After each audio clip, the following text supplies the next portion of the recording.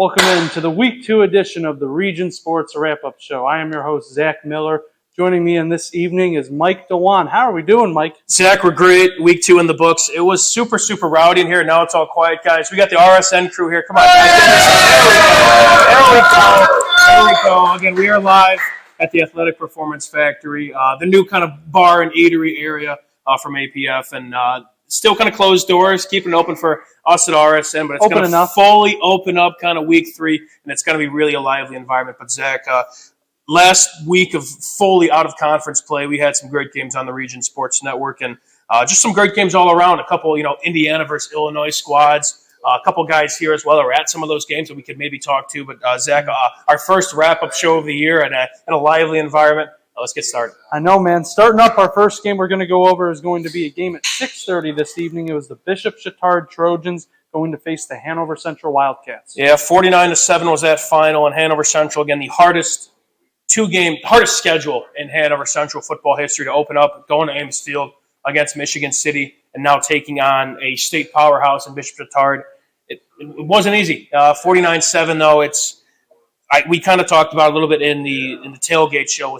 Don't fret. Obviously, these first 2 weeks, these teams, they're still trying to find their identities. Hanover Central, kind of one of their questions was, who's their quarterback? Who's going to be their guy kind of under center, making the plays, and again, kind of the confidence thing, and to open up, your season against two powerhouses. Michigan City we'll talk about a little bit later, but then your home opener against Bishop Chatard, it's hopefully better days are ahead. It's a rough start for the Tony Bartolomeo era, but Hanover Central, NCC play right around the corner. This is really when they kind of hopefully get into form. I think they open up against Munster in week 3. If they could this is the real season. Obviously, this is a big test for them, and the Trojans got the best of them. But the Wildcats do not fret quite yet because, this is a team that never goes away.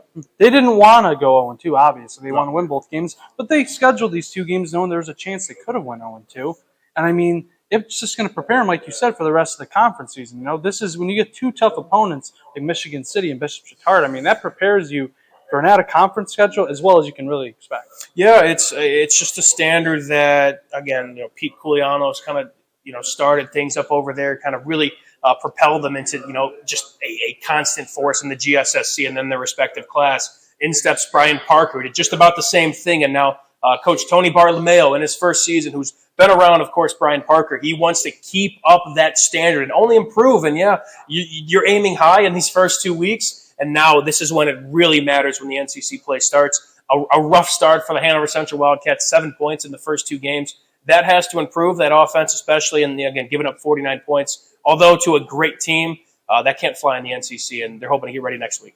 Yep, that's what they're going to try and do. Moving on, our next game that we had was the number 1 Crown Point Bulldogs traveled down to Pike, beat them 21-0 in Indy School, Mike. The Bulldogs get the win. It's weird to see 21 points only for Crown Point. Really, that's it. That's kind of the standard that we've been at so far with Crown Point. But they go down, they take on a tough, again, non-conference opponent, going down to Pike, which is a team that, again, you're going down to Indy, you're playing a tough team like that.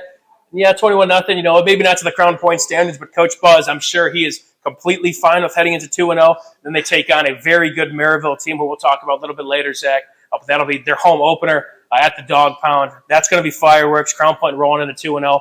21-0, they'll take it. Yep, I'll tell you what, when we spoke to Coach Buzz this summer, he specifically told you, I remember he was saying we couldn't wait for the Pike game because he wanted to think about the playoff losses they had in years past and said we need to play these schools from Indianapolis. We got to get down there. We got to get that experience, and that's exactly what they did tonight. Yeah, they got to be prepared to hop on a bus come November and maybe travel down south, whether it's regionals, whether it's semi-state, and obviously they want to get to the Circle City and get to the Luke and play in that state round. So they got to get on a bus and, get accustomed to that drive because that's not the last time they want to take that trip down 65. No, it will not. Moving on, we had the game that we had tonight on the Region Sports Network at 6 o'clock this evening. It was the Grand Rapids Central Catholic Cougars. They went and traveled to take on the Lake Central Indians. And the Indians, it's a rough go for them. They fell 30-7. Mike, you were there. It was,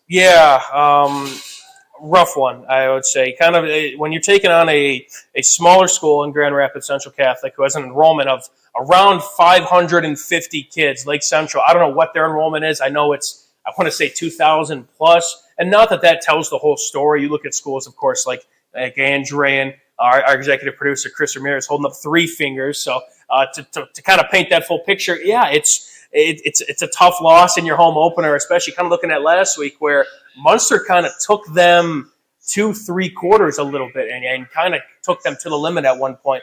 And now, again, you bring in a Grand Rapids Central team that had to travel, obviously, for whatever that drive is, a couple hours, 3-4 hours at least, and they looked like the more fresh team here tonight. They ran the football a ton. I mean, they did a little bit in the passing game, but a lot of kind of mesh routes, just a lot of short stuff that Lake Central simply had no answer for. When Doolin play when Doolin play is right around the corner, obviously starting next week, and a 30-7 loss at home against a smaller school. I don't want to say that things kind of panic mode, but it's very interesting again to see kind of how this team responds, because especially looking at Lake Central's schedule, I mean, once it kind of rolls down to, it really gets tough, Zach. They got to recollect, like you said. They start the Doomland next week, and you got to get ready, man, because 30-7 at home. I mean, that's a tough one, but no one feels sorry for you. You got to get yourself ready for next week. Yeah, and how's Coach Koulianos going to have his guys respond? It's obviously his alma mater. He's going to want to turn this program around. He's the guy that fit for this job. And now that year 2, Zach, something we've talked about all summer is that this is when kind of teams, okay, this is when we kind of start to trend upward and really win the games they're supposed to win. And maybe this was a game they were supposed to win. I don't know. I mean, that Grand Rapids team, they got a great quarterback, a strong running quarterback who started his first game as a freshman last year against this Lake Central squad, but there really was not much. Lake Central's only touchdown was a pick 6. That offense especially, kind of questions under center. Cam Reddick, he looked, both quarterbacks, had some flashes in week 0, did a lot more on the ground last week against Munster. This week, not really much going on for the Indians. Moving on, we have the Highland Trojans. They took care of business against the Whiting Oilers, 28-13. Good win for Highland. Again, Whiting, interesting team we're going to kind of look more towards just because that first-year head coach, Whiting alum over there, Highland to get that win. At this point, Zach, we're going to hear this a lot, but just try and build up some momentum, especially, for a school like Highland that they finished last in the NCC last year. They're aspiring to win the bridge back and win a couple more games. And again, entering year 2 with Ben Geffert, we'll take a 15-point win against Whiting, but now they got to really gear up and get ready for NCC play. Yep. And coming up next, we're going to go over the next slate of games. We'll give you the recap on those after this short break. You're listening to the Region Sports Wrap-Up Show on the Region Sports Network, the only game in town. At Strachan Van Til, we believe grocery shopping should be simple. Now, shopping is easier than ever with our new and improved website. Find what you need fast. Browse your favorite products, add them to your cart, and check out in just a few quick steps. Choose between convenient in-store pickup or let us handle the heavy lifting. From our shelves to your doorstep. Skip the lines, shop your way, and spend more time on what matters most. With our rewards program, enjoy incredible savings and personalized offers every time you shop. Shop online now at strachanvantil.com or download our app today. Hi, I'm Crowell Company's Lantern Man. If you're a contractor, it's my job to make your insurance coverage simple and affordable. Because I know time is money, I'll come to your business. Certificates and bonds are a snap. Wherever you are, whatever business you're in, we've got you covered. As Crowell Company's Lantern Man, I'm your insurance superhero. Crowell Company's insurance professionals. Highland, Merrillville, and Michigan City. Thinking about what to do after high school? Consider a career with Boilermakers Local 374. As a Boilermaker apprentice, you'll earn while you learn. We offer excellent wages and benefits, and as part of our no-cost hands-on apprenticeship program, you'll learn from the best in state-of-the-art training centers and on the job. Become a union Boilermaker and get on your way to a great career. Find out more, visit www.local374.org or call 219-845-1000. From lighting up Friday Night Football to powering the classrooms that shape the students of Lake County, IBEW Local 697 is proud to support our region's schools and the communities we call home. A career as a union electrician could be your next great move. Your next cap might be a hard hat. IBEW Local 697, powering futures, powering the region. Four Seasons Mechanical proudly serves Northwest Indiana, providing quality, reasonably priced, reliable service. With a quality and comfort guarantee, the professionals at Four Seasons Mechanical offer a wide range of services in heating, ventilation, and air conditioning. Whether it's residential or commercial, Four Seasons Mechanical is there 24/7. To find out more, the website is fourseasonsmechanical.com or give them a call at 219-756-7020. Four Seasons Mechanical, your indoor air quality specialist. Welcome back to the Region Sports Wrap-Up Show. Starting off with our first game back from break, we're going to talk about the Hammond Central Wolves. Tough week for the second week in a row. They lost 42-12 in a cross-border battle with the TF South Rebels. Yeah, two teams that always kind of play in these out-of-conference, matchups, and it's Hammond Central kind of seeing what we saw last week. Who they play out? South Bend, Washington, right? These same kind of first 2-week matchups, and Hammond Central kind of fared well in years past, but so far these first 2 weeks, not so great. Tyler Milby, a coach that we really we talked with, and we do really think that he's going to be kind of the guy for this program. Now that said, there's kind of some things to kind of iron out here in these first 2 weeks, and to really, it's a tough start. But I mean that conference again is so small, and who knows? Who knows? But it's they got to shake it off, get ready. Conference play doesn't really start till mid-season for the Wolves, of course, in that small conference of 3. But they're going to recoup. Tyler Milby, a coach that, again, you and I both kind of walked away and really liked, but they got a little bit of ways to go here so far, Zach. You impressed us, but I'll tell you, I think right now it might not be as good as they want to be, but I think in the future it should be better. Moving on, we had a game that we had here tonight on the Region Sports Network. We had the number 3 ranked Hobart Brickies. They took care of business against the Portage Indians 52-21. I was able to catch the first part of the game where Portage, they really battled quite hard in that first quarter. I want to say the score was 15-14 after the first quarter for Hobart. They were hanging in there. It's like, what's Portage going to do here? And then after that, Hobart had a 24-point quarter in the second quarter, and then really after that, it was they got after it, man. They took care of business there, and Portage didn't know how to answer after that. Hobart looks good, and I'm probably not the only guy that could say that. We got somebody behind the TV that might have a thing or two that can be said about Hobart. But Chris Ramirez, step on up. What you got for us, boss man? Executive producer Chris Ramirez in the house. Step on up the chair. How are we doing, Chris? Hobart Brickies too. I was hoping this would be a little bit more of a surprise. I wasn't looking for the introduction. But hey, we got to tell everybody where we're at. Where are we? We're at the Athletic Friday nights at the Factory. You're going to be joining us here in a couple of weeks. We're going to open this place up. We'll give you a tour of the whole place. It's Northwest Indiana's newest sports bar, 3150 45th Avenue in Highland, inside the Athletic Performance Factory. So what's going on, fellas? Good. Talking football, wrapping it up, and obviously week 3, Chris, like we were just saying, we got a whole crowd in here. We got Leo in here. We got Kevin. Even Nick Russ is in the house tonight. Anybody and everybody. We got the whole RSN crew here. You got the Skivers back there. He's the scoreboard guy. So it's going to be an all-new Friday night experience starting in just a couple of weeks. Right now we're kind of doing things the old-fashioned way, but in a couple of weeks this place is going to be wide open, maybe week 5, week 6 at the latest of the football season.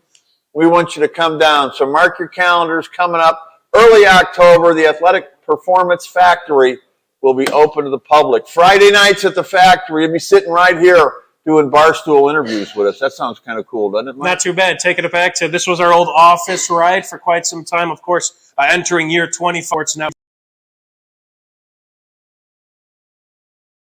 We'll tell you more about that story later. But we're glad to be back in this brand new, incredible facility. We're going to be here all season, maybe even longer. Who knows? But Friday nights at the Factory, we want you to join us coming up in the weeks ahead. So stay tuned. It's going to be the coolest Friday night experience in the history of Friday nights in Northwest Indiana. So get ready for it. Good man. Good man. Let's do it. Well, all right, that's it. They're waving me off over there. The director's saying, get out of the shot, Chris. Get out of the shot. So I've been fired. I'll see you later. We'll see you next Friday for Chris, but no, it's to go back to Portage, though. Go back to Portage and Hobart, Zach. Yeah, we're talking a game? We weren't talking about games yet, believe it or not. No, but that game at hand, again, it was a 1-point first quarter, like you said, and Portage kind of hung in there And then looking at the rest of the game, Hobart really just kind of controlled all facets of the game. Again, coming in at 3 in our poll, this is a team that they have some quality pieces coming back. And again, talking with Eric Schreiber Jr. over the course of this summer, this team is going for the NCC. They're going for the outright title, and they have the makeup of this team to really do that. They want to coast. 2 straight Duneland wins. Now going into the NCC, I believe it's their first 2-0 start. It's been quite some time, and Eric Schreiber Jr. has his boys moving in the right direction and then getting ready for NCC play. They cannot wait to get on that field and get going. I'll tell you what, as an early season, only after 2 weeks, I don't know if there's a matchup besides the one we'll talk about next week for a Duneland matchup between Hobart and Andrean. That matchup, that's going to be a really tough one to pick and a very fun one to watch. Speaking about Andrean, they're number 4 in our polls. They're going to play tomorrow at Saturday. They're going to be hosting the Fort William Bishop Luers Knights tomorrow on Saturday. Yeah, that'll be a great one. Again, kind of our outlook on the conference going into the season, Zach, we could probably call it a 3-horse race, just looking at what Hanover Central has done. And not saying conference hasn't started yet, but what Andrean, just the look of their team heading into the fall, Zach, and then Hobart, obviously, what they've done in these first 2 weeks. Those two might be on a collision course, and I know they kind of play mid to late weeks in the season. That could be a fun race for the NCC title. Very fun, and I know a team that we maybe didn't mention in that NCC title race will be going on here was the Little Red Devils. New head coach with Casey McKim. They won. They took down the LaPorte Slicers 34-6 tonight. Casey McKim knows a thing or two about beating the LaPorte Slicers, of course. A full circle moment you and I kind of talked about on the tailgate show. The LaPorte Slicers, a big-time rivalry with the New Prairie Cougars. LaPorte coming off of that big-time win against those aforementioned Cougars. And kind of, I was really intrigued in this game. Yes, you're focusing all offseason on beating New Prairie. Now, okay, let's go to the Inferno and let's take care of business against Lowell. And they fell flat here tonight. Lowell, a big-time response because, it's tough to kind of, what's that week 1 tell when you play a Crown Point team that has had so much success in that old leather helmet game. For Lowell to bounce back at the Inferno, again, who knows? This is a team with a coach on their sidelines and a returning cast that these guys, not too long ago, they ruled the NCC. And, why can't they do it again here, Zach? I know, and I'll tell you what, it was a similar story to that Hobart Portage game we were speaking about. It was a tie game after the first quarter, but after that, Lowell did not let them score and had 28 unanswered. Yeah, you got to play a full 4 quarters, and we've seen again like that Hobart Portage game, 15-14. Then obviously there's depth, there's fresh legs, there's just it kind of what these factors that what makes teams great. And in this case, Lowell, although they're the smaller school heading into this game, they really kind of came to shine in the quarters 2 through 4. Indeed, they did. Moving on, we have the number 2 ranked Maryville Pirates. They hosted the Loyola Academy Ramblers, coming off of 3 straight Illinois 8A state titles. Through 3 quarters, it was 2-0 Loyola. It was a baseball score for 3 innings. Jay Simmons called it on site for us looking at that game. But yeah, it was, I guess, fireworks in the 4th quarter. And for Loyola, they might have been the team heading into this game. But yeah, they were probably considered the favorite given their track record. But again, 5 returning starters, which made this game super, super intriguing. A lot of high-level sophomores really kind of getting their first taste of Friday night lights for the Ramblers. But for Maryville to hang in there, Loyola scored with not a whole lot of time here in the 4th quarter. And for Maryville to hang in there with a team that's going for a 4-peat in the top class in Illinois, we could probably talk about our potential top 10 here later, Zach. But I take this as a big-time quality loss for the Maryville Pirates. I was going to say, at this time of the year where it's at a conference, it's almost cliche to throw away the quality loss term around, but this is as quality as it gets. If you lose by 1 score at the end of the 4th quarter to a team that has won a 3-peat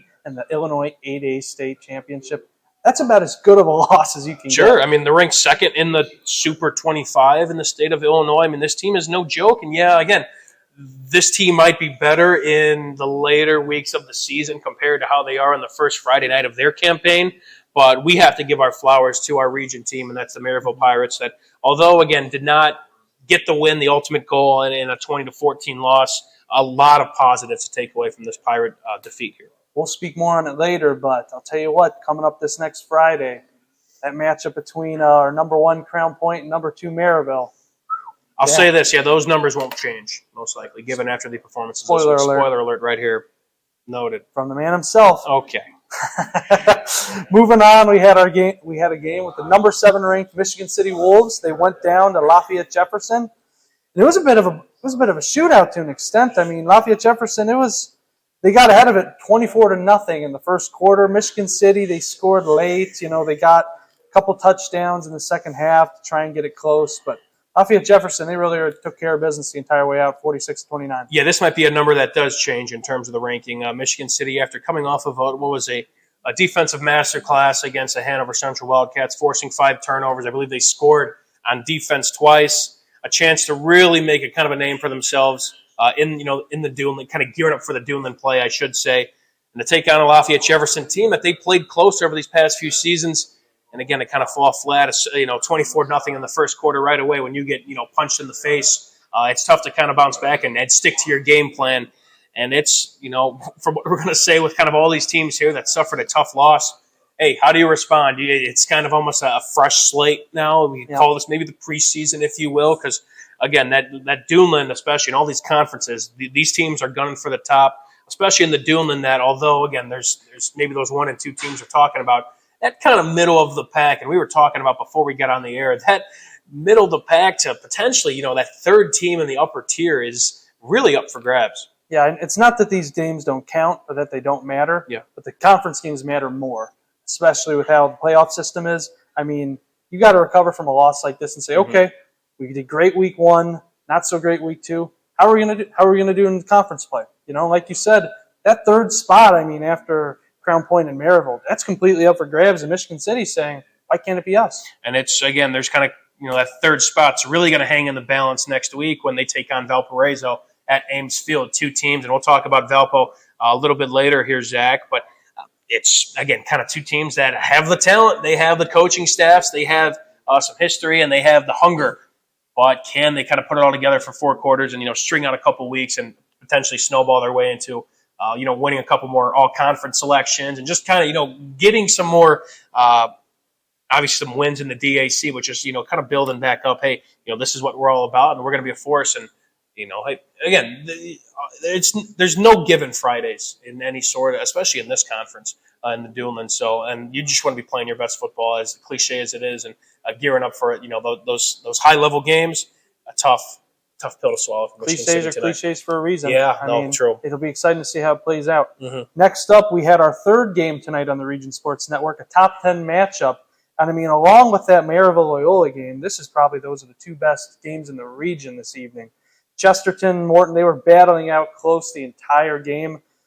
Chesterton at the end, they came out on top 2019, Mike, in a super close game. Yeah, it was, looking how kind of last year's game went between these 2, it was all Chesterton. And this game was really back and forth from what we saw. I mean, Morton, I'd say they kind of impressed me. Chesterton, although they dropped that first game in kind of a tough fashion to a Hobart Bricky squad that we just harped about for a couple minutes, and to come back and respond in your home opener, taking on a Morton team that's looking to start off 2-0 and to win one of those close games. And you got to learn how to win close. And Chesterton, again, have to maybe look a little bit more about how this was done, we could say, Zach, but to see them kind of come back, respond like this. But I'm also, again, I am impressed with Morton to hang in there, because this was a domination in terms of Chesterton last year, and they ran all over him. And Morton hung in there. Again, a battle between 2 quarterbacks, a sophomore for Chesterton and Hunter Boyd, and Morton starting a freshman, Amari Price. That's not easy to do.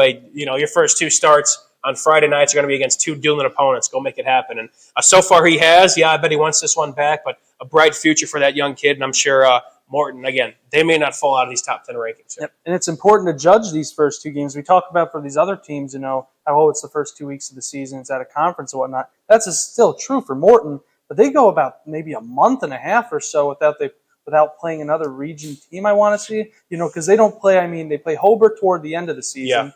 And then they play, of course, they have the 3-team conference in the GLAC with them, Hammond Central, and East Chicago Central. But I think they go a month or so. They play Shepherd coming up from Illinois, Byron Center from Michigan. And again, I know Byron Center, they had their number last year over Morton. That's a good team, but yeah, it gets a little interesting. It's hard to tell when you're not having the teams in the area. It's like, we know how this team stacks up against one. When you're playing teams that are out of state, not just out of the area, but out of state, it's a bit hard to tell, okay, this is how they go. how good they are. But I'll tell you what, when you go, they had 35-7 last week against Portage and 19-20 here. That's a pretty good point differential against two teams in the Dublin Conference. Yeah, I mean, to hold, I mean, looking at, again, when Morton first beat that Portage team, what was that, 2 years ago, it was I believe it was, I think, one of the first wins or in a while that a Hammond school beat a Dublin opponent, I believe, since I think the 80s or 90s. And that was a big deal.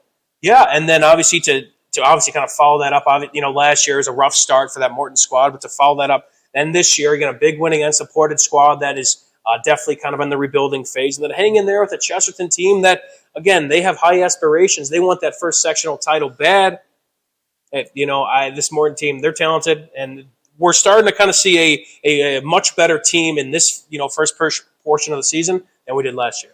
It goes without saying, I want to say before we conclude this game, we wish the best to Cameron Miller. We heard during the broadcast that he went down and was carted off the field with a lower leg injury. We hope that the best is going on there. It's unfortunate, when you, again, a Kentucky commit, like you said, and it's sometimes the price of doing business, playing this sport. It's kind of another cliche, but another lesson. Hey, do not take it for granted.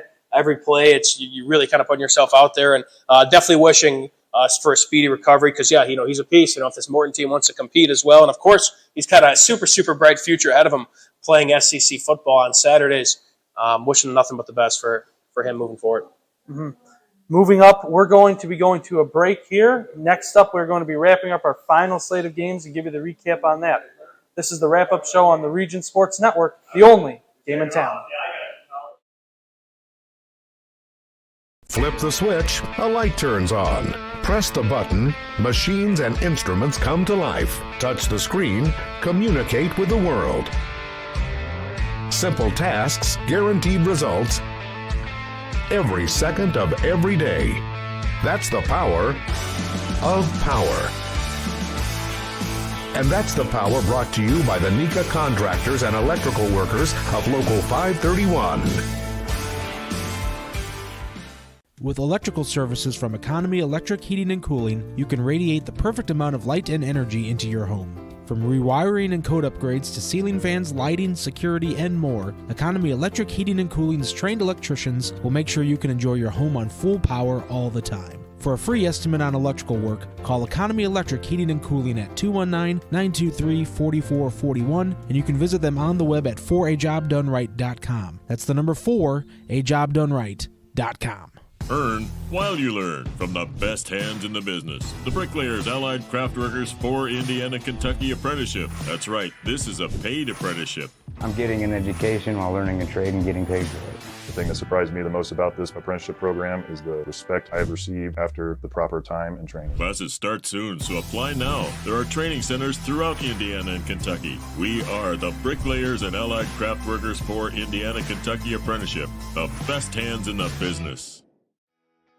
Calling all current and future homeowners in the Northwest Indiana area. Whether you're buying or selling, Brent Wright is here to make your real estate journey smooth and successful. With years of experience, personalized service, and a deep knowledge of the market, Brent will help you find the perfect place or get the best deal for your property. Call today at 219-406-7195 and take the first step toward your real estate goals. Contact Brent Wright, the right way to buy and sell real estate.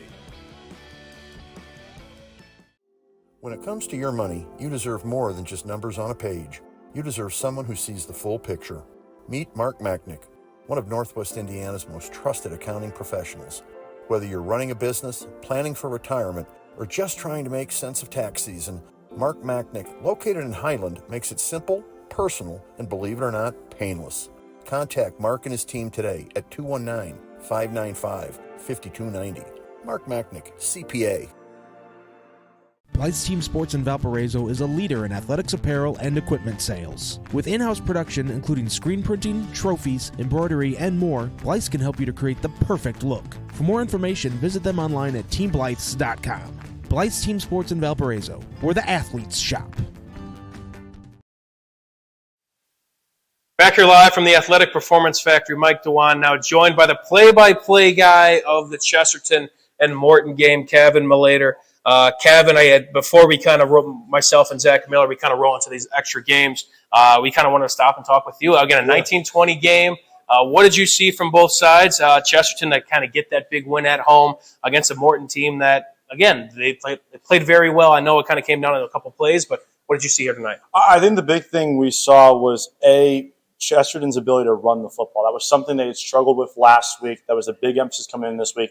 Starting running back Andrew Gavea, 39 carries tonight for that Trojan team. That was ground and pound. They were running pretty much that Morton defense in the ground, and they had their first offensive possession start with 9.5 minutes left in that first quarter. They took it all the way down to the first 2 minutes of the second quarter. It was a long, bruising game. So that's a great sign they're able to run the football effectively after struggling to do that in week one. But I think the bigger story was how resilient Morton was. You guys already talked about earlier, losing the starting left tackle, down a couple of guys already coming into the game. They were starting only 8 offensive linemen total in the game. To go down the way they did by 10, to find a way to get back in that game and take the lead, very impressed with them. I think they're still going to be very fine moving forward. Yeah, it was a youth movement at quarterback between those two squads. We talked about Chesterton, that although it was a ground and pound rushing attack, and it takes a lot off of a quarterback, Hunter Boyd, the sophomore quarterback who made his first start against Hobart last week. And then you talk about Amari Price, who we could start with Morton and kind of what they did. We know that Chesterton, they're pounding the rock. That's kind of what they did all last year with Govea. But what did you see from Morton, and more specifically that freshman quarterback under center? I think the big thing with Price is he struggled at first because he really couldn't get the ball out quick. Once he finally had some more time and they started to design those rollouts for him, he was able to make a lot of great throws on the run. I think that was the big story for them. His second, he was able to get outside, get to his 2 big targets out there, and Daniels especially, who's the number 1 receiver tonight for that team, really was a big story in that second half. Once he got more comfortable finding his guys quickly out in the flat, out in the perimeter, it made a huge difference because they spread out the field, they spread out that Chesterton defense, and then he was able to pick apart. I was really impressed by the way the freshman was. And I know this game really went down to the wire. We were talking with our scoreboard maestro, Skibbs, and he was holding up. They went for 2, I heard, a little bit late. What were the thoughts on some maybe late game decisions? I know that I think Morton had a chance to tie and take a PAT, but I know, hey, there's analytics now, in college football and, the NFL, and everything's kind of built behind, numbers. What you thought about? Can you paint the picture, of course, and then maybe your decision now that we're not on the broadcast? No, we're not. Okay, for sure. So for starters, 17-7 out of the break. Morton forces a 3 and out. Their first offensive possession in the second half. Drive right down the field, score a touchdown. 17-13, thinking great. Extra point here, 3-point game. Chesterton blocks it. So all of a sudden, then you're doing possession math, 4-point game. They're trying to figure out a way to make up the point somehow. They go down the field late in the fourth quarter, take the lead 19-17. Hindsight 2020, they should have just taken the extra point. They knew that they were going to have to probably face a field goal. They decided to go for 2. It was stuffed 3 yards short of the goal line. Eventually, Chesterton goes down. Redmond drills the field goal from 33 yards. Ends up being the big difference in the game. The big question will be whether they should have gone for 2 or not there. I think they probably should have just taken the extra point. It's something we discussed a little bit on air, but now when you look back on it, hindsight, like I said, always 2020. But that was the big storyline there, that mixed section, the blocked extra point, and then going for 2 when they could have just taken the 3-point lead. Unfortunately, to look back with some possession math and figure out the analytics now moving forward. I guess to keep it PG, danged if you do, danged if you don't. Exactly. Right? But I guess to finish up here, Kevin, how do you think both these teams kind of fare going forward against some young pieces? Of course, we talked about just under center, but these 2 teams, very, very talented, 2 teams that are very hungry, both teams in that 5A class in their respective sectionals, that when you look at the brackets, who, Morton, they're going to have to run into probably a Maryville squad that has just owned that 5A sectionals. And then Chesterton, that elusive first sectional title. Valparaiso's a team that, although, their 0-2 start, is a team that kind of had their number, that rival. But these 2 teams, again, pieces are there. Coaching staffs are, of course, they get the job done. The talent's there. But, I guess starting with Morton and going to the home team, the winning team, what do you like about both these guys going forward? I think Morton, you guys kind of highlighted earlier, it's so tough. They don't play a conference game, so I believe we said October 3rd. So it's going to be a long time until we see really how this Morton team's going to fare. I think they'll be fine. I think the freshman quarterback looks good. He's going to get more comfortable as the season progresses. There's no doubt about that. The big story is, can they just stay disciplined? They had a couple of pre-snap penalties, both on the offensive and defensive side. If they can clean up those mistakes, I think they're going to be just fine. I think this is still going to be a very good football team. And for Chesterton, Doolin's already so tough. It's so tough to figure out where this team can go. I will say this. The way they went down early, struggled out of the gates. They come back, they score 17 unanswered points, and then to grind out that game in the end with that big fourth down stop, it proves dividends that this coaching staff has found this group and found a way to shift this group to perform in key moments, which in these conference games, they're always going to be 1 and 2 possession games. I think it proves very well this Chesterton team can definitely compete for a conference title. That's a fun place to play, too. Was it your first taste of Chesterton football? How was the environment there tonight? Great environment. It was their senior night as well, too, so really cool environment there. A lot of the seniors going to go off. Obviously, several home games left. It was cool. They got to win on their senior night, especially in such a memorable fashion where their defense comes up with a stop on fourth down where the quarterback was half a yard short. Awesome. Well, for Kevin Malater, the play-by-play guy of tonight's game, go rewatch that. A fantastic game. But, Kevin, we'll be hearing more from you throughout the whole season. It's going to be a fun time with us here on the Region Sports Network. But thank you again for stopping on and coming on down. And again, we're excited for the rest of the season. Appreciate you having me. This is a really awesome environment. I can't wait for everyone else to experience this in the coming weeks for sure. Yes, sir. All right, we'll get Zach Miller back in here. You can come on. You could just keep it right here as well, and we can keep moving right along. Keep it moving. We're not cutting anything. Not really. For Kevin Malater, once again, thank you for joining us. Zach Miller back in the house. Zach, where we leave off? Munster Griffith? Let me see if I can put a microphone on first. Act like I've been here before. No, we left off. We just finished the Morton game. We were going to talk about the Munster Mustangs. They took on the number 5 ranked Griffith Panthers. Another week where, comparatively, if we want to talk about Munster last year to Munster this year, I mean, I'll just say the final score first. Griffith won 58-20. Okay, 38-point loss, all that. It's like, okay, they got blown out. Not so fast. They were close in the first quarter and into the first half.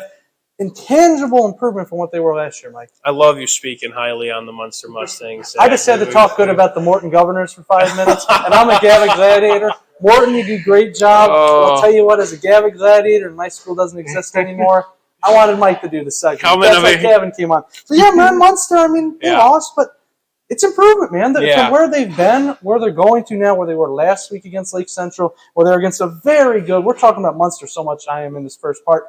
Griffith's really good, man. And for them, they were good. For them did what they did against Griffith, man, it's improvement. Again, it's for yes, to talk about Munster, yes, it's an improvement. This is a team, again, they couldn't score a point for those first 4 games of the season. And to put points up on the board, yes, that's good. But this Griffith team, they click on all cylinders. And again, we keep saying this, but they want to dominate these first 3 games of the season. They want it. They play Lowell next week. It's coming off of a nice win against the Doolin opponent in LaPorte.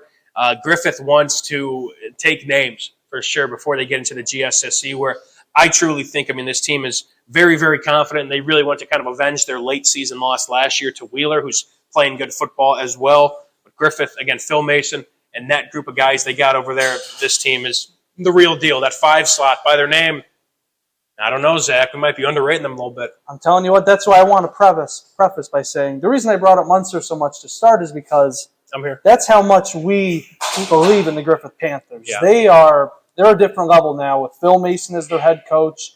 They're looking beyond. When I talk about moral victories for Munster, we're talking dominating the first couple weeks of the season as Griffith and seeing what they could potentially do later in the season. Like you said, team they fell to in the regular season last year, Wheeler, they had a strong performance this week. They're looking ahead, Griffith. They're looking ahead this game. Not that they obviously took care of business in this one, but they have some bigger things to fry at the end of the season, I believe. For sure, and they're in that tough 3A sectional as well that they're all very familiar with. A team like Knox, they're not going to go away, and that it doesn't really just start and end there with Knox. But this is, again, the sights are set high. The community is really rallying around these kids. We talked with them and what it really kind of means now, especially to be a Griffith Panther football player and performances like this. Once again, another 58 burger they'll take, and they'll move on to a great Lowell team next week. Yep, the offense is humming for the Panthers. Is there a community as good as Griffith when it gets its football team good? There's a lot of good ones, but I'll tell you I don't what, want to make any enemies, but it's up there. It could be Mount Rushmore, we could call it. There you we won't go. name the other 3, but I think it's on the Mount Rushmore. You're much better at this than I am when it comes to being kind of PR trained, I guess, a couple years here, right? I guess that'll, whatever that means. Yeah, I don't know. You get one Morton reference out of me and everything goes out the window. Moving on, we have the Osceola Grace Eagles. They beat the Bishop Mill Warriors 45-21, Mike. Yeah, it's again just less than ideal start for Coach Coach Good over there at Bishop Knoll. I know that they kind of had a little bit of roster turnover in terms of, a couple players. They lost a good running back to Morton. And, there's kind of just some new faces within the program. And so I think, year one's going to be more of just that learning process and understanding, what we have. But I think they got the right guy for the job in terms of head coach. Obviously, after 2 games, we can't be out here, saying that. But I think, for Bishop Knoll fans, again, just kind of, it's a jog, not a sprint. And this, again, it's a program that wasn't a program not too long ago. It's, again, a tough start to the season, but they'll move forward. And, again, I know you're rooting for them. I love a kind of good rags to riches story in a way. And, again, having a guy like that in your sidelines, I think they'll be fine in a few years. We're in lockstep. I think Rick Good's the best hire they could have for that job. Yeah. And we know, everyone knows, it's the first year of a job at any school, regardless of how good or bad or anywhere in between you think it's going to be. It's always going to be a tough year, that first adjustment year, So it's not like you get a free pass for the first year, but it's like, it's bigger than the wins and losses. It's the culture that you're trying to establish, the traditions you're trying to create, and all the things in between. No, for sure. And it's, again, I 100% agree. I'm full faith in he's going to do with his background kind of in a school similar to Bishop Knoll. There's going to be some lessons learned here in these first 2 weeks, but they'll fare well, maybe not going forward for maybe, this immediate 2025 season. But again, to harp on it, they'll be fine. They'll be fine. Yep, I just want to give a quick little shout out here on the Region Sports Network. Coming up in the next month, we're going to be doing, obviously, you see we got all the football coverage that we usually do, but additional to that, we're going to be covering much more soccer and volleyball in the next month, Mike. It's pretty exciting, isn't it? We already love the football season here. More is more, am I right? It's going to be a jam-packed fall, and yeah, we're the Region Sports Network for a reason. We're going to have a lot more happening on here than your typical Friday nights. We got plenty of stuff going on all week, but no, that's it'll be fun for sure. We're excited. We're excited for it. Be on the lookout. We're going to have a lot. We already had, it was Lake Central Crown. A great girls soccer game. Kevin was on the call for that one. I think that game went into extra time, and again, 2 teams that just can't get enough each other. It seems like, and I think we got some more games next week, just starting early next week, and then eventually it'll all kind of roll over into these Friday night these Friday nights at the factory. But plenty more events coming outside of just football. A lot of great soccer, a lot of great volleyball on the Region Sports Network. Be sure to tune into it in this fall. Next up, we had the Lake Station Eagles. They handily took care of the Illinois Crusaders, 55-10. Double nickel for the Eagles. It's about as much as they've scored in a while. I want to say that's a big number. I believe our scoreboard man Skip said it's been since 2006 since they scored. 21. Scored 54 points in 2021 a few years ago. It's 55 points. That's a lot. That's a good question. All right, there you go. 2006. He's making you look bad on purpose. No, he's a human calculator. Ask him a number. When did you get 55? He gave an answer. That's pretty good. He's the man. Opinion. He's the man. But no, again, it's 2-0 start, I believe, for Lake Station. If I stand, if that sounds about right. I know we had our peak performers come out, and they got, I think, 2 guys on the rushing leaderboard as well. They got a young cast kind of coming back, and there's still a lot of season left, Zach, but a good start for Lake Station. As achieve a number they haven't had since 2006. That's not bad. Momentum riding high. I want to give a shout out. I want to say their offensive coordinator of the Lake Station Eagles is my former head coach, Robert Robinson. Rob squared. So I'm just saying, 55 points, second week, 2-0. I'm just saying. He's the guy. That was the executive producer, former Mustang Ramirez. I would say something derogatory, but he gives me my checks. There you go. Moving on, we had the River Forest Ingots. They faced the Calumet Warriors, and to our producer's delight, there you go. Calumet Warriors, they won 36-14. It was a good game, but we were talking about before this, Mike. It was kind of the Mark Hidalgo Bowl. We dubbed it in the tailgate show. Mark Hidalgo was the coach for years at River Forest, led them to good records, really good success for the program.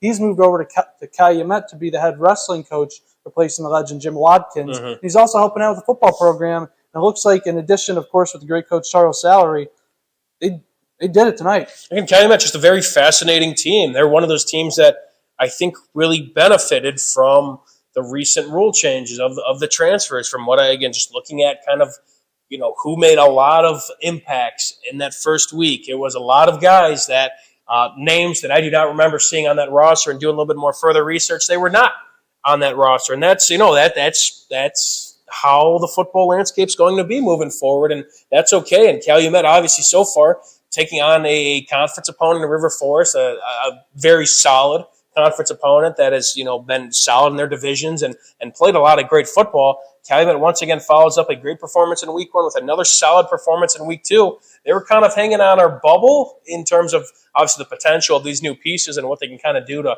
over the course of a 9-game regular season. It's a great 2-game start for Calumet, and to get that first win in conference. Potential shining through, but I just want to talk about for a second. I mean, we're talking about the transfer portal and the changing landscape of high school sports. I mean, this is a team that's doing as well as you can because it is what it is. The transfer portal's here, and kids can go around. I mean, this is the way you want to do it. I mean, this is a success. You bring kids in, you give them an opportunity, and you succeed. You got to adapt. It's life, really. You got to adapt, or you're going to get left behind. And Calumet, so far, they might have kind of won this first year. Obviously, a lot of go, but yeah. A team to maybe win from if we were to crown a winner after 2 weeks, it might be them in terms of the moves they've made. I don't want to say it like that, but that's for lack of a better term. But so far, so good for the Warriors and Charles Salary. Still, again, not to take away anything from what he's done with the program. They were building a lot last year. They lost. I mean, looking at it on paper, they lost a lot of senior production. They had to replace those people. And yes, there's sometimes in-house guys, there's out-of-house guys. And Calumet right now maybe doing a little bit of both. But some out-of-house guys, especially from what we saw in that first game, making some impact. A lot of things going right for the Warriors thus far. Moving on, we have another matchup from the GSSC. We had South Central Satellites. They went up to Boone Grove, and it was a really close one. South Central, they took the lead. They were up 14-0 at the half. Then Boone Grove comes back. They outscored them 21-3 in the third quarter.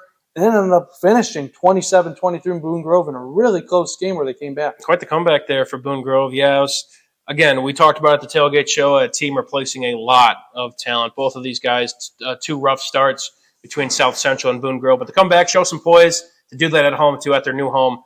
That's big going forward. Their first game in the conference, and they move forward with a big 4-point win. Who knows? I mean, there might have been some senior nights tonight as well. We talked with Kevin about the Chesterton game and these week 1, these first home game senior nights. So if that was their senior night too as well, a very special one for Boone Grove. Very special indeed. Now we have our second edition of a Duneland school playing Chicago Catholic School. It was our number 6 Valparaiso Vikings. They took on the Brother Rice Crusaders, and to be frank, it just didn't go Valpo's way tonight.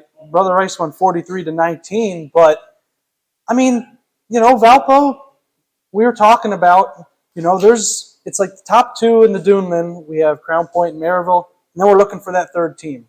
It's usually been Valpo. Exactly. They're usually up there with them, I'd say. Not even just their team. It's like a team of 3. But can we say that? I don't exactly know. Again, that is Penn and Brother Rice, very, very tough to open the gates. And again, you bring back a quarterback who is very proven and did a lot in his great junior season with Kellen Hosick and did a lot under center and expected to take this big leap. But who's going to be kind of those guys around him? Thomas Berta, no longer the tailback. No Julian Stokes out wide. A couple guys, a whole new receiver room, and a couple guys up front of them now have to kind of cycle through. And that's something that they really just hung their hat on well. Was that offensive line and be able to control the clock, limit possessions, and do all that. And looking at that Penn game, I mean, that offensive line, they struggled against Penn. Kellen Hosick had some hurried throws. He was under duress just about all night. And, I mean, looking at Brother Rice, and after that 7-7 first quarter, 28-7 was the halftime score, and the game really got away from them. The Valpo defense, especially in that first week, played very, very solid compared to what we saw in 2024. Tonight, got to maybe do a little bit more of the box score searching, but on paper, 19-43. Not much of a close one there. The game got away from them, especially in that second and third quarter. Now, I'll tell you what, it's like a repeat of what we said for probably 5 other matchups so far this week, but, they're on the conference play next week, right? We've said that for almost, it seems like it feels like we've said it for almost every Duneland school at this point that isn't Crown Point or Maryville. It's like, next week is conference. Who's going to show up? And gear up. You got City. Got to go to Ames Field. Got to take on a Michigan City team that's equally as hungry. Valparaiso's had a lot of success against that City squad, but City's not going to lay down. No teams are going to lay down in this conference, and don't expect it at all come week 3. And if there's a team you want to count on, I mean, you have a coach like Bill Marshall and a team like Valpo that usually does, even if it hasn't shown too as much as you think in the first 2 weeks, this is a school that always seems to reload and always seems to find guys. So I don't want to count them out just yet. No, it's hard. I mean, to answer that question about who is that third team, if we were to pencil in Maryville and Crown Point as 1 and 2 in some order, it's hard not to give Valpo the slight edge just given, how well they seem to just match up against these Duneland schools. And, again, Maryville and Crown Point, they're really looking solid this year. And then, again, from these previous seasons as of late. But Valpo, again, cannot count them out. Again, situation, do not fret. A very, very tough start. And, we never really see an 0-2 start. We haven't seen one in quite some time from Valparaiso. But, again, with a coach like Bill Marshall, who's just done some fantastic things with the program, this team will get better. And it's just got to gear up, got to move forward, put it in the rearview mirror, fresh slate. Here's that. Mm-hmm. Moving on, we had a Northern Lake County matchup between the West Side Cougars and the Chicago Central Cardinals. It was a close one through the first 3 quarters as well, and even into the end, where West Side, they got to the lead and they got 28-22 over East Chicago. I will say West Side, their opening game, a good win in overtime, which is nice. But I'm impressed looking at East Chicago's first 2 games. Although 0-2, this was a team that there were maybe a handful of close games last year. But just looking at the scores alone, there's some games that it was quite lopsided and not in the favor of the Cardinals. And so far, yes, an 0-2 record, but they took River Forest kind of to the limit in the opening week, a game that, if we were to talk about at the same time last year, I would have said River Forest probably would have rolled. And then East Chicago takes West Side, that is a team that always kind of ends at or above 500 level, and takes them to that, that 5th period in the overtime. And it's again, we love that East Chicago sort of community, and talking with, Corey Bailey and kind of, seeing what they were doing, there's some positive, there's some optimism around that squad. And no, again, it may not result from immediate wins, but just looking, at these first 2 weeks, this team has shown a lot more fight than years past. Yes, we're talking about, like you said, 2 weeks in a row. That's 2 teams that are generally in the bubble, if not the lower top 10 for us. And River Forest, West Side's in our bubble going into this week. Although they have yet to play a game, just going off of, again, they got the talent and they got a coach that always has his guys in the right direction. And a great win from West Side. I'm not going to take that away as well. But one thing that kind of sticks out to me a little bit more, at least from these first 2 weeks, is East Chicago and just staying in games. Similar to what we said to Munster. It's more than just wins and losses. It's how you're performing in those games. As we can see, compared to last year to this year, in the first 2 games, they're playing well. Mm-hmm. They're playing much better than they used to. Not used to, much better than last year. So moving on, we have our final matchup we're going to recap. There's a number 10 ranked Wheeler Bearcats. They went down and traveled to Kankakee Valley, and they handled them 33-7. They let them get 7 in the first quarter. They were down 7-6 in the first, and then after that, it was all Wheeler, 33-7. I would say this is a little bit of a shock. I didn't think Wheeler would have this much success. I know KV is still kind of the same offensive identity where they're going to run the football a lot, and they're going to, of course, Kirk Kennedy-led team, play some good defense and complementary football and limit those opportunities. But Wheeler has been scoring a lot of points in those first 2 games, and to go to KV, a team that they lost to last year pretty handily to their standards, and get the job done, 33-7, 2-0 start for a 10th-ranked team. We talked about Griffith. Hey, they're going to be gunning for that GSSC spot outright, but I wouldn't count out the Wheeler Bearcats just yet. Yeah, but I'll tell you what, there's a couple teams now. They're ranked number 10, and they got that top 10. I have a pretty good feeling, speaking to the head of the board for the top 10. Who? Oh, my bad. I was looking at the other guy. Yeah, my bad. Chris just laughed, so yeah. But I feel like there's going to be a good bit of movement coming into this next top 10. It's a good question, yeah. So, no, not too many spoilers, but Crown Point. Crown Point getting the job done, that helps. I already spoiled Michigan City, Maryville, with their performance against Loyola. We'll see what Andrean does tomorrow night. Of course, they take on again Fort Wayne Lures, which is a team that's always very, very solid, and they do a lot of great work. The 3rd-ranked team, Hobart, they get the job done. So, and then again, it's always kind of that latter half, that 6 through 10. Michigan City falling, that causes for some shakeup. Griffith, another just scoring outburst. And then kind of that 8-9 game, Morton Chesterton, how much Do either team? I mean, it's a good response from Chesterton. Morton, I mean, to hang in there, and although again, who knows the status of their star left tackle, this team could still fare well moving forward, and that 10 spot especially, Wheeler, who knows? I mean, that 2 solid performances and that pound for pound kind of ranking. Guess we'll wait and see. Yep. That's 2 weeks down, Mike. Out of conference, that is a lot of games, man. I mean, just to wrap this up here, I mean, you just went through a lot right there. We did. There you go. I like that. We sounds a little more inclusive. We. But what do you think out of all the games we covered from not even just this week, but I'd say in the first 2 weeks, what do you think is the biggest storylines going into the conference play? No, it's loaded. That's really loaded. I'm just intrigued with 2 different conference races between 2 teams right now. We'll dim it down, and we'll start in the NCC. I'm very excited to see who really kind of reigns. I mean, Hobart has looked very, very solid. Chesterton, their identity is still kind of TBD. We saw that run game really come alive tonight. Going into the season, that's kind of what we expected. And we saw what happens if things don't work out against a Hobart squad like that, and how that offense could potentially crumble, and what could happen if they're able to run the football tonight like they did against Morton. But Hobart, I mean, again, to follow it up again, I had another scoring outburst against Portage, and momentum's riding high. But I wouldn't call this a fluke. They have the pieces. And Andrean, again, the smaller class, just on paper, their team is very, very just solid. Again, I'd say kind of the one thing looking forward with Andrean, and the one thing that could be kind of an Achilles heel, is that with a smaller school like that, you may have some guys that are going both ways that may not be as fresh as Hobart, but the 2-horse race in that, and then eventually we'll talk a little bit more leading into next week with the 2-race horse inevitably in the DAC that could be decided next Friday between our future number 1 rated Crown Point Bulldogs and our future 2nd rated Maryville Pirates. It's been kind of Crown Points to lose, but we just can't roll in next week and say, okay, Crown Point. Yeah, it's Maryville, especially again after this past week, Zach.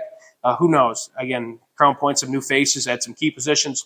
Maryville, I'd say a little bit more, just some certainty at some bigger roles. But again, Crown Point, the culture over there, it's winning and it's keeping that target on your back. But those 2 finishes in those top conferences, we cannot. It's why we do it. We're going to get ready for the next 7 weeks, and then before you know it, we got some trophies to hand out. It's as exciting as it gets, Mike. I mean, that's exactly what you want. The top 2 conferences. What does it come down to? Which teams are going to win it? I mean, there's nothing. It doesn't get better than that. And we'll take it week by week. Simple as that, man. We'll be back here next Friday. Again, we talked about we got a full week of games once again. Again, we're going to be upping up our fall schedule in terms of we're not only going to be football on the Region Sports Network. We have volleyball, we got soccer, and although those seasons are already dwindling down, which is kind of crazy to say, we got a lot more coverage coming for you. But on Friday nights, it's all football here, Zach, especially at the Athletic Performance Factory, which is going to be a whole lot more fun coming up here in these next few Fridays. But we're just excited to see how this regular season, especially, kind of dwindles down. Because already week 2 in the books, man. We're almost a third of the way done the regular season. Can't wait, and it'll be on the conference play. But we're not on to it yet. We're just finishing it right now. That's going to be all for the Week 2 edition of the RSN Wrap-Up Show. This has been Zach Miller and Mike Dewan on the Region Sports Network, the only game in town. At Strachan Van Til, we believe grocery shopping should be simple. Now, shopping is easier than ever with our new and improved website. Find what you need fast. Browse your favorite products, add them to your cart, and check out in just a few quick steps. Choose between convenient in-store pickup or let us handle the heavy lifting. From our shelves to your doorstep. Skip the lines, shop your way, and spend more time on what matters most. With our rewards program, enjoy incredible savings and personalized offers every time you shop. Shop online now at strachanvantil.com or download our app today. Hi, I'm Crowd Company's Lantern Man. If you're a contractor, it's my job to make your insurance coverage simple and affordable. Because I know time is money, I'll come to your business. Certificates and bonds are a snap. Wherever you are, whatever business you're in, we've got you covered. As Crowd Company's Lantern Man, I'm your insurance superhero. Crowd Company's insurance professionals. Highland, Merrillville, and Michigan City. Thinking about what to do after high school? Consider a career with Boilermakers Local 374. As a Boilermaker apprentice, you'll earn while you learn. We offer excellent wages and benefits, and as part of our no-cost hands-on apprenticeship program, you'll learn from the best in state-of-the-art training centers and on the job. Become a union Boilermaker and get on your way to a great career. Find out more, visit www.local374.org or call 219-845-1000. From lighting up Friday night football to powering the classrooms that shape the students of Lake County, IBEW Local 697 is proud to support our region's schools and the communities we call home. A career as a union electrician could be your next great move. Your next cap might be a hard hat. IBEW Local 697, powering futures, powering the region.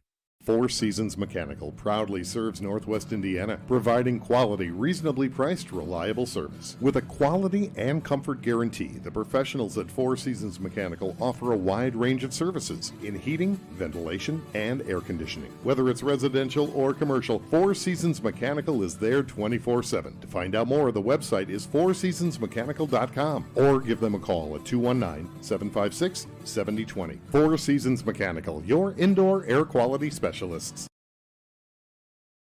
Flip the switch, a light turns on. Press the button, machines and instruments come to life. Touch the screen, communicate with the world.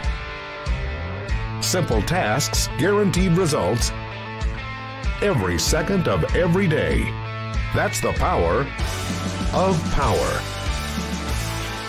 And that's the power brought to you by the NECA contractors and electrical workers of Local 531. With electrical services from Economy Electric Heating and Cooling, you can radiate the perfect amount of light and energy into your home. From rewiring and code upgrades to ceiling fans, lighting, security, and more, Economy Electric Heating and Cooling's trained electricians will make sure you can enjoy your home on full power all the time. For a free estimate on electrical work, call Economy Electric Heating and Cooling at 219-923-4441, and you can visit them on the web at 4ajobdoneright.com. That's the number 4ajobdoneright.com.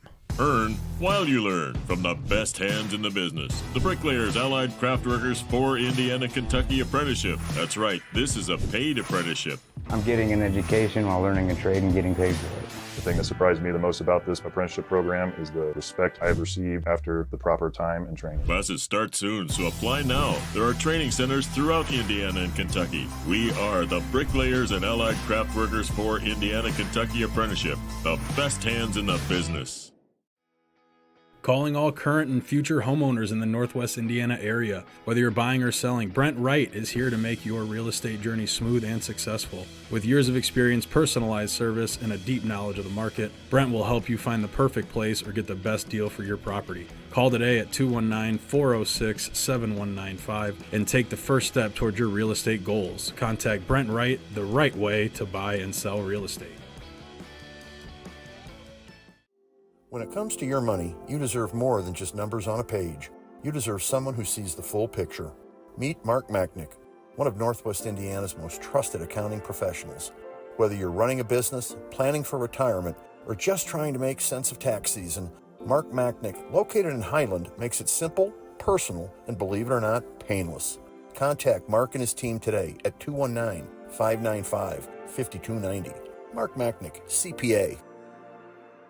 Blythe's Team Sports in Valparaiso is a leader in athletics apparel and equipment sales. With in-house production including screen printing, trophies, embroidery, and more, Blythe's can help you to create the perfect look. For more information, visit them online at teamblythes.com. Blythe's Team Sports in Valparaiso, where the athletes shop.